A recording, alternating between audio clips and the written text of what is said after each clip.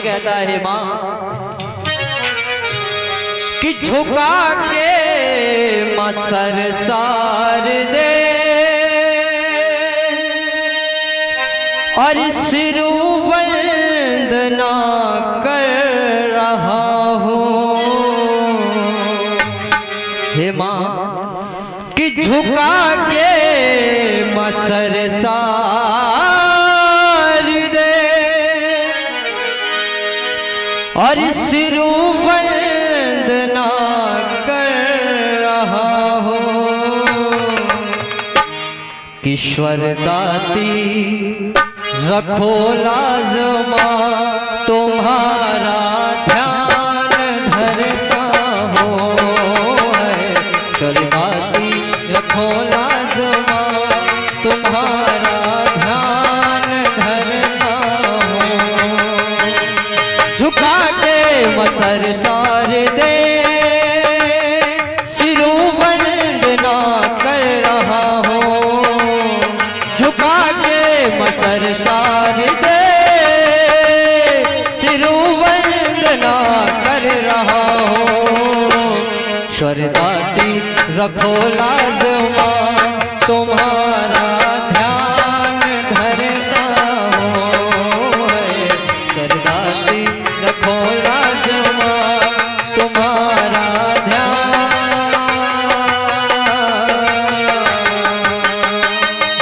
हरि बोल।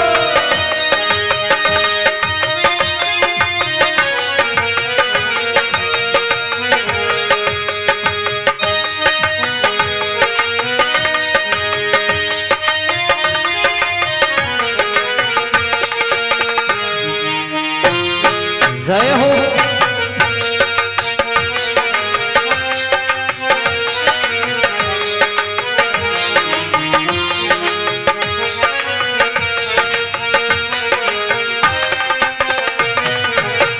सुनिए और वो भक्त कहता है हे माँ कि स्वर की मसागर गले में समा जा। स्वर की मसागर गले में समा जा। कर दो मेरा भला कर दो मेरा भला।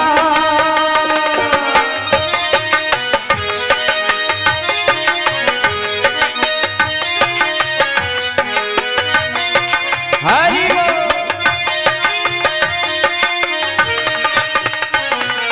स्वर की मकुंजी हो माँ सार दे तुम। स्वर की मकुंजी हो माँ सार दे तुम। बांधो जिगर में शवर बांधो जिगर में सवर। दिखा दे करिश्मा तू अपना दिखा दे करिश्मा तू अपना मकर दे महर। ईश्वरदाती रखो लाजमा तुम्हारा ध्यान धरता हो। ईश्वरदाती रखो लाजमा तुम्हारा ध्यान धरता हो।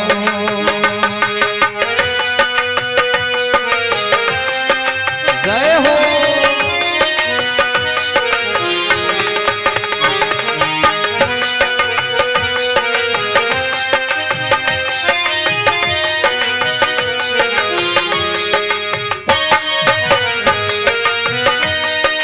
हरि बोल।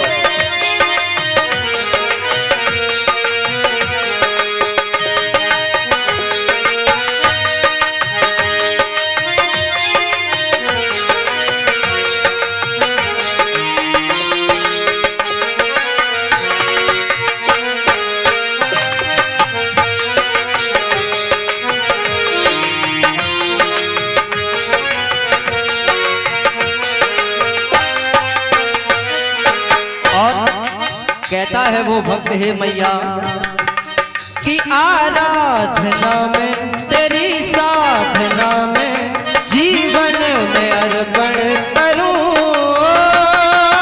जीवन में अर्पण करूं। तेरी भक्ति से मिल जाए शक्ति तेरी भक्ति तो भव से भी मैं भी तरूं, भव से भी मैं भी तरूं। तो हे मैया कि चरणों में दे दे ठिकाना, चरणों में दे दे ठिकाना, भटकता फिरो है सरदाती रखो लाजमा, तुम्हारा ध्यान धरता हो है सरदाती रखो लाजमा, तुम्हारा ध्यान धरता हो है सरदाती रखो लाजमा, तुम्हारा ध्यान धरता, तुम्हारा ध्यान धरता हूँ, तुम्हारा ध्यान धरता हूँ, तुम्हारा ध्यान धरता हूँ, तुम्हारा ध्यान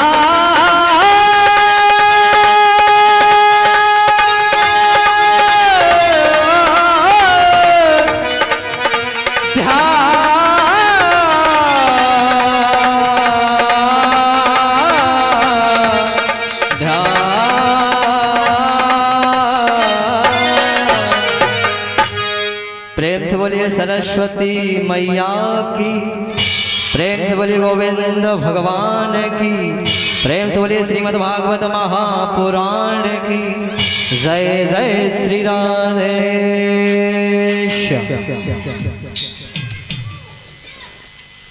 आज कथा का द्वितीय दिवस है।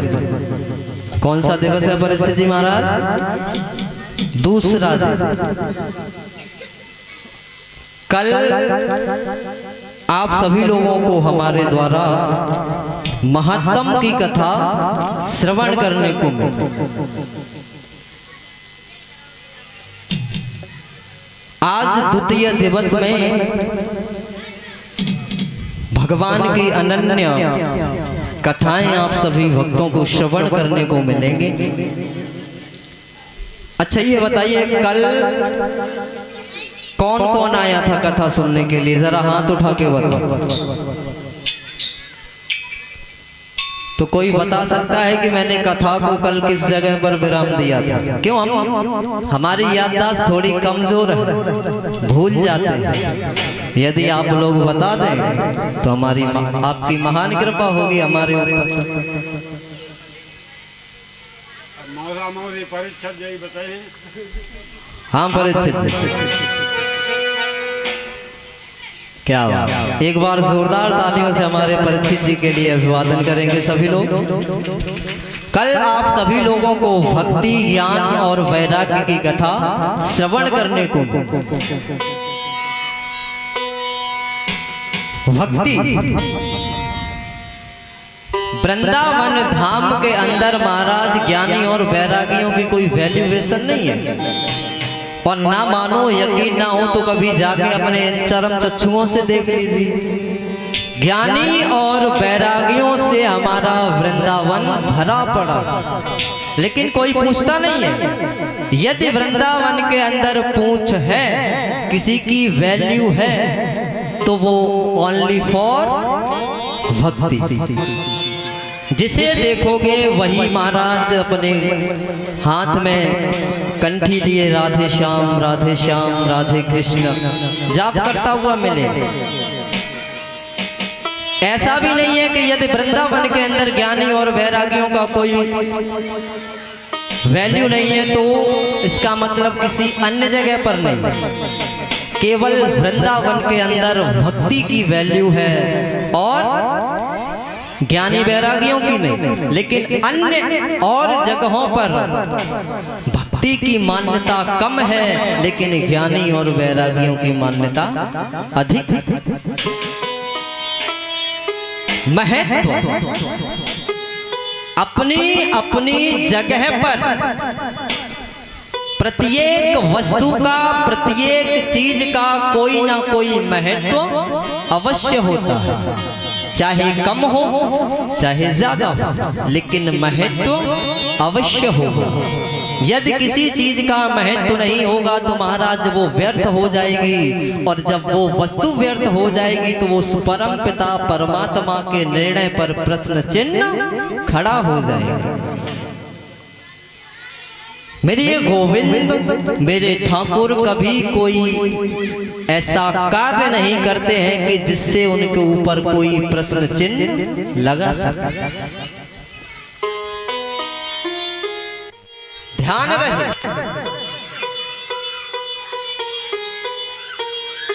भगवान की शरण लेना ही इस जीव का परम कर्तव्य है। जब हम उस भगवान की, उस परम पिता परमात्मा की भक्ति करते हैं, भजन करते हैं, अनुनय विनय करते हैं, पूजा अर्चन वंदन करते हैं, उनकी शरण को ग्रहण कर लेते हैं मेरे प्यारे, तब कहीं जाकर के ये भाव बनता है कि हम प्रभु के हैं और प्रभु हमारे हैं। और जब तक ये भाव मेरे प्यारे यदि अपने अंदर नहीं बनाओगे, तुम अपने आप में ज्ञानी बन सकते हो, अपने आप में बैरागी बन सकते हो, लेकिन उस गोविंद की नजर में महाराज शून्य बटा शून्य हो। और मैंने कल भी बताया था कि अकेला ज्ञानी महाराज लंगड़ा होता। यदि वो चाहे अपने ज्ञान के बल पर उस परम पिता परमात्मा का दीदार कर सके, असंभव, ऐसा नहीं हो सकता। भक्ति का सहारा अवश्य लेना पड़ेगा, लेकिन एक भक्त चाहे तो अपनी भक्ति के वशीभूत उस त्रिलोकी नाथ को भी महाराज इस धराधाम पर आने के लिए मजबूर कर देता है। किसके लिए? भक्ति के दम। और मेरे गोविंद भी भक्ति के ही, प्रेम के ही वशीभूत होते। यदि कोई चाहे कि हम क्रोध में आकर उस प्रभु को अपने वशीभूत बना ले, तो महाराज ना ऐसा कभी हुआ था, ना हुआ है और ना आगे होगा। यदि ऐसा होता, आगे कथा आएगी, आईने की तरह साफ होता चला जाएगा महाराज। सीढ़ी बाई सीढ़ी चढ़ने का प्रयत्न तो कीजिए।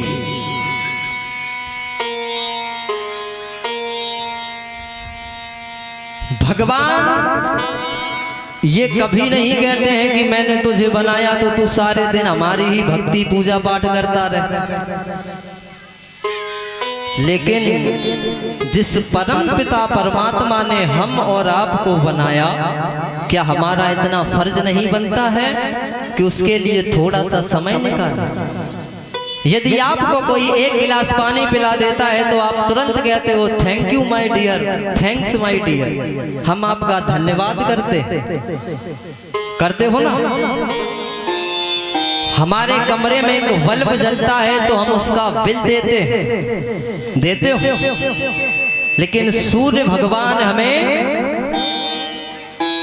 12 घंटे की रोशनी देते हैं, रात्रि में चंद्रदेव देते हैं। क्या कभी आपने एक लोटा जल लेकर के सूर्य भगवान को अर्पण करके धन्यवाद कहा कि हे प्रभु आप हमें प्रकाशमान करते हैं, संसार को हम आपका धन्यवाद करते हैं। आपकी ही उस उष्ण से, उस किरण के द्वारा हमारी इस धरती पर फसल उत्पन्न होती है, उससे हमारा भरण पोषण होता है, हमारे क्रियाकलाप चलते हैं, जीव जगत ये जीवन चलता है, इसलिए हम आपका धन्यवाद करते हैं। कहा नहीं कहा। लेकिन यदि किसी ने एक गिलास पानी पिला दिया तो महाराज तुरंत कहोगे thanks my dear. This is a not Indian culture my dear. ये हमारे भारत की सभ्यता और संस्कृति नहीं है। अपने माँ बाप का आदर करना सीखिए, सम्मान करना सीखिए। आज का महाराज जमाना वो है टीट फॉर टैट, करने वालों के साथ किया जाता है टीट फॉर टैट, जैसे के साथ तैसा, लेकिन हर किसी के साथ नहीं। माँ बाप हमारे कितने भी हमारे और आपके ऊपर यदि वो नाराज होते हैं, क्रोधित होते हैं, तो मैं समझाते हैं तो उनकी बात को समझना चाहिए। उस बात को समझने का प्रयत्न करिए, प्रयास करिए। और यदि आपने अपने माँ बाप को ठुकरा दिया मेरे प्यारे, तो ना तुम्हारा इस संसार में कुछ हो सकता है और ना ही इस संसार से जाने के बाद हो सकता है। अरे माता पिता की आज्ञा तो भगवान राम ने भी मानी, भगवान श्याम सुंदर ने भी मानी, उनकी पूजा की, आराधना की, चरण वंदन की। बाबा ने रामायण में बतलाया कि प्रात काल उठ के रघुनाथा और माता पिता गुरु ना वहे माथा। प्रातः काल होते ही मेरे प्रभु श्री रामचंद्र अपने माता पिता और गुरु देव के चरणों को वंदन करते हैं, नमन करते हैं। जब वह परम पिता परमात्मा एक ईश्वर होकर के भी अपने माँ पिता और गुरुदेव को नहीं भूला, उनकी आज्ञा का उल्लंघन नहीं किया, तो हमारी और आपकी हिम्मत कैसे हो? क्यों? क्योंकि हम उन्हीं के बनाए हुए, उन्हीं के बालक हैं। यही तो महाराज संस्कार की कमी है। आज का मानव पाश्चात्य सभ्यता की तरफ दौड़ रहा है, लेकिन अपनी सभ्यता को भूलता चला जा रहा है। यदि कोई व्यक्ति महाराज धोती कुर्ता पहनने भी लगे तो उसके मोहल्ले वाले, गली वाले, गांव वाले उसे जीने नहीं देते।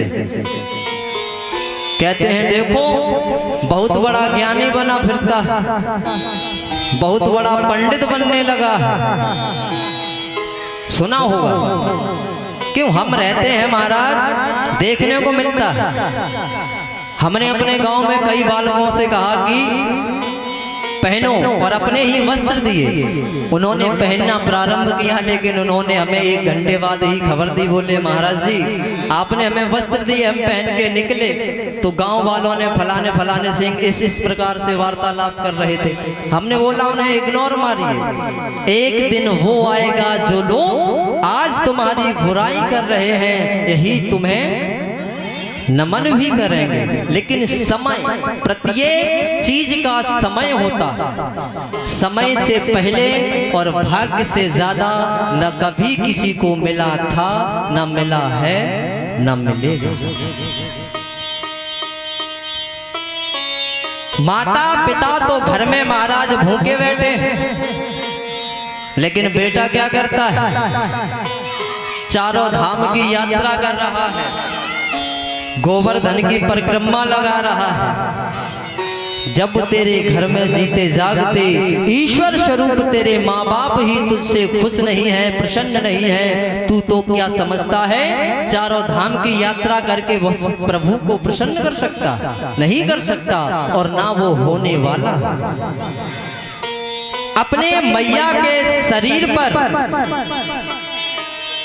एक फटी हुई धोती है, उसे तो कभी एक धोती लाके नहीं दी, वस्त्र लाके नहीं दिए पिता को, लेकिन मजारों पे जाके महाराज चादरें चढ़ाते हो। जयचंद जैसे गद्दार होने का महाराज सर्टिफिकेट अपने ऊपर लगवाते। ध्यान रखना, ज्यादा नहीं बोलूंगा महाराज, किसी को टेंशन हो सकती है, और हमारे द्वारा यदि किसी को कोई कष्ट हो गया, टेंशन हो गई, तो फिर महाराज हमारा जीना ही व्यर्थ है। कोशिश करता हूं कि हमारे द्वारा किसी को कोई कष्ट ना हो, और यदि हो जाए महाराज तो आई एम नथिंग, कुछ कर भी नहीं सकते, हो गया तो हो गया। प्रेम से बोलिए गोविंद भगवान की, बोल भागे बिहारी लाल की। तो अपने मन और वाणी को पवित्र करते हुए 2 शब्द प्रभु के चरण कमलों में, उसके पश्चात कथा में प्रवेश करेंगे। तो महाराज मैं अभी आप सभी को बता रहा था कि बेटा अपने माँ बाप का आदर नहीं करते, सम्मान नहीं करते, तो उसी पर किसी एक महान कवि ने महाराज 2 लाइनें लिखी हैं, जरा गौर करें।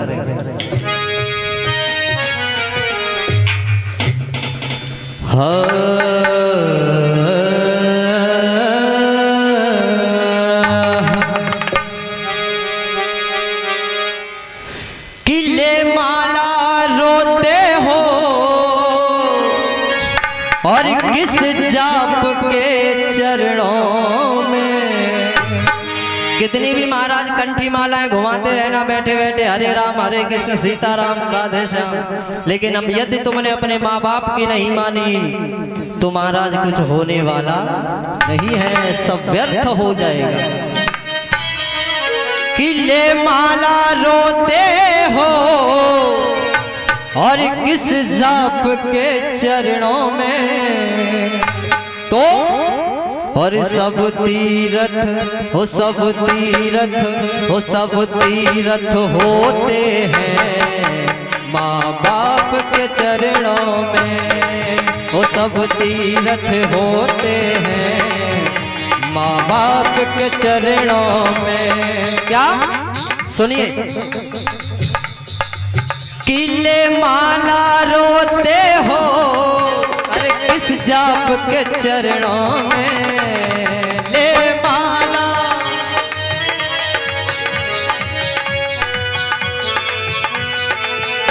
ले माला रोते हो अरे किस जाप के चरणों में। लेकिन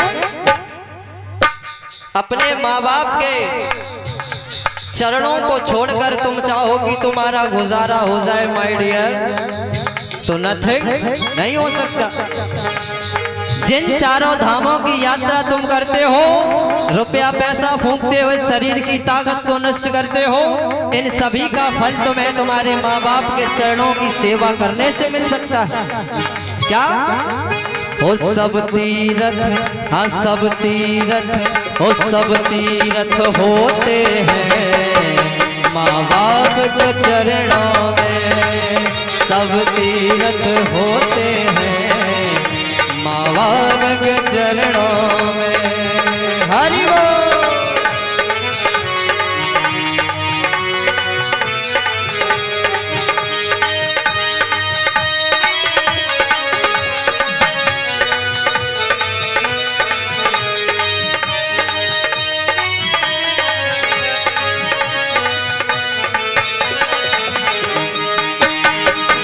हरि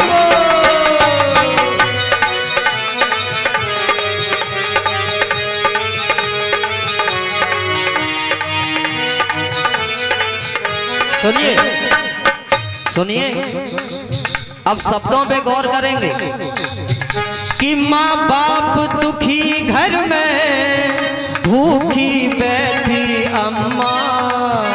माँ बाप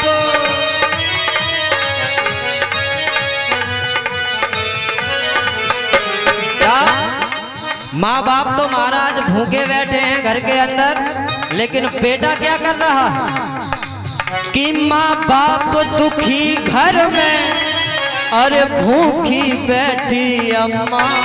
लेकिन बेटा क्या कर रहा कि बेटा तो लगाए रहो गोवर्धन परिक्रमा। बेटा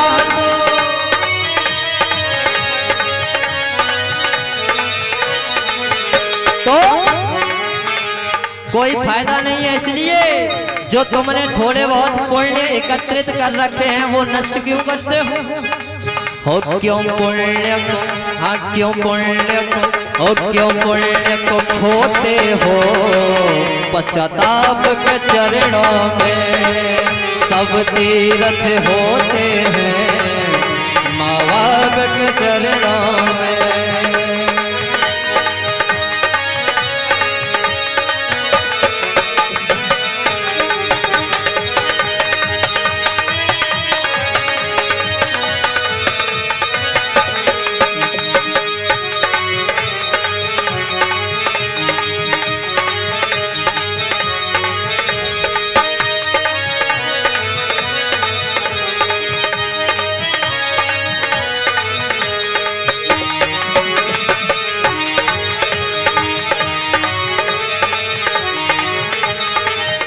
और बताया है कवि ने क्या कि श्री राम की मर्यादा के स्तंभ न हिलते हैं हो श्री राम की।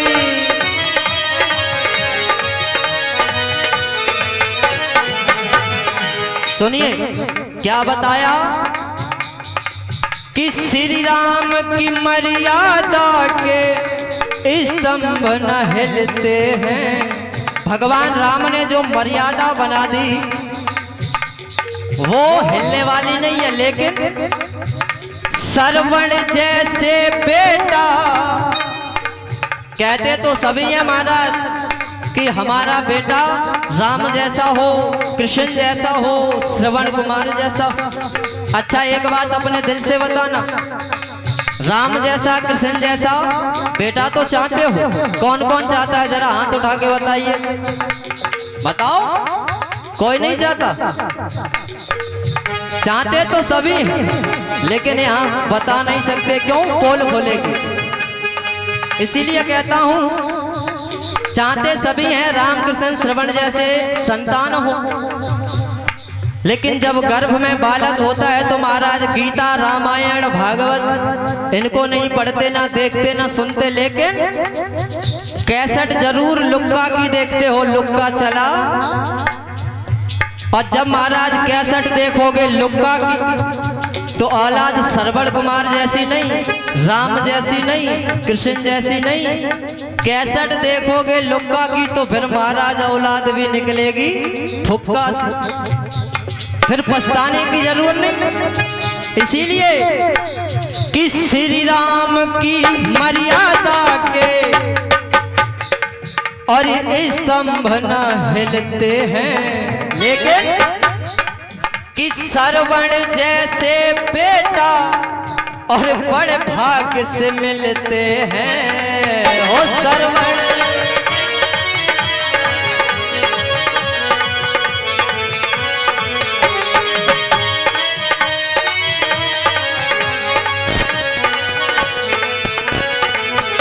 और सुनिए कि मंदिर में जो बैठा अरे कोई और न दूजा है।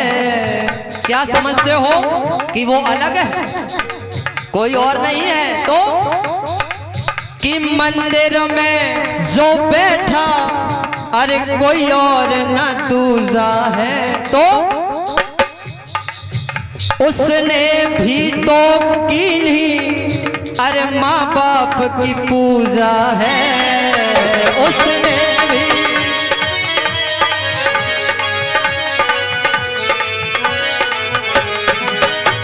जब वो भगवान होकर के अपने माता पिता की पूजा कर सकते हैं तो हम और आप क्यों नहीं?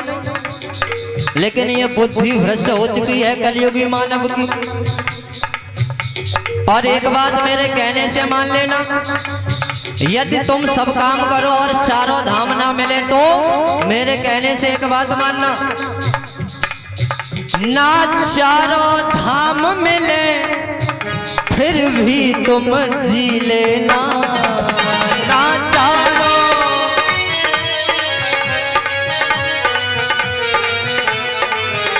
क्यों? यदि तुम्हें चारों धामों की प्राप्ति ना हो तो पश्चाताप मत करना, मलाल मत रखना, लेकिन केवल एक काम कर लेना, चारों धाम क्या महाराज सब कुछ मिल जाएगा। लेकिन बात समझने की है कि ना चारों धाम मिले और फिर भी तुम जी लेना, लेकिन माँ बाप के चरणों का चरणामृत पी लेना हो। माँ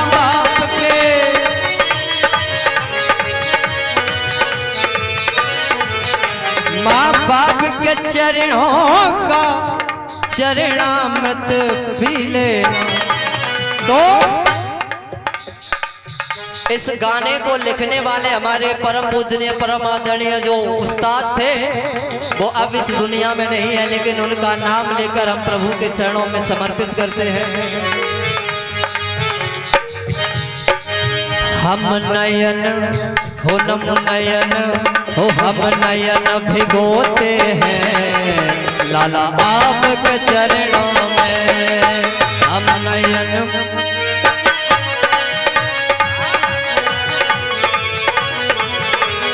नयन भिगोते हैं लाला आपके चरणों में। सब तीर्थ होते हैं माँ बाप के चरणों में। और सब तीर्थ होते हैं माँ बाप के चरणों में। माँ बाप के चरणों में ओ माँ बाप के चरणों। क्या बोलना पड़ेगा? भूल जाते हैं। दोनों हाथ उठा के बोलोगे राधे, जोर से बोलना पड़ेगा और जोर से। इतनी जोर से बोलो कि जो लोग अभी तक अपने घरों से निकल कर नहीं आए हैं उनके कानों तक आपकी आवाज पहुंचे और वो भी खिंचे चले। प्रेम से बोलिए गोविंद भगवान की, बोलिए बांके बिहारी लाल की जय। जय श्री राधे श्याम।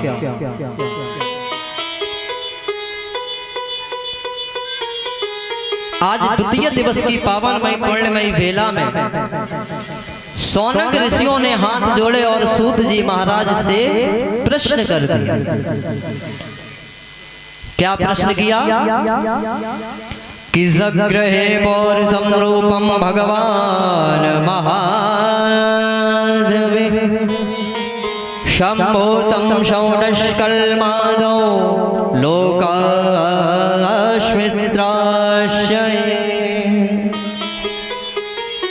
हे प्रभु, हमने ऐसा सुना है कि देव ऋषि नारद ने समस्त देवी देवताओं में विग्रह करा दिया, यानी झगड़ा करा दिया और सफल भी हो गए। लेकिन हमने सुना है कि एक बार उन्होंने बाबा भोलेनाथ और मैया पार्वती में भी झगड़ा कराया। बोले हाँ, तो हे प्रभु मुझे ये कथा विस्तार से सुनाने की कृपा करिए। तो सूत जी महाराज ने कहा कि हे सौनक ऋषियों, ध्यान से श्रवण करो।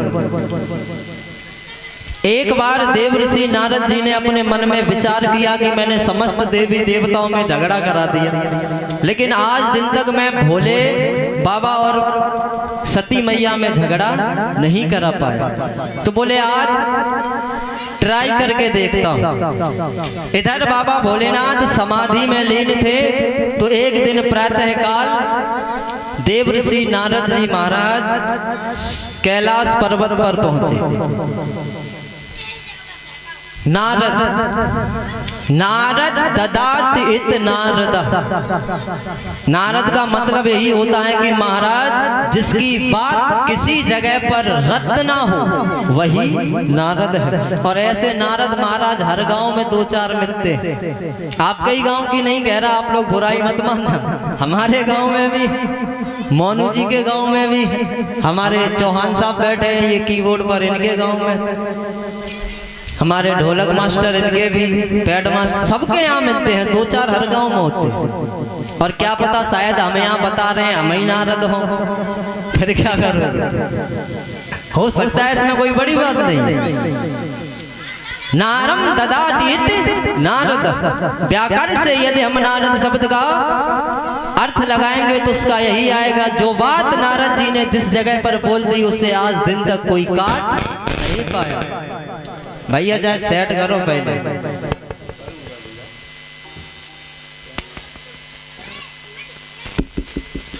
श्री राधे श्याम।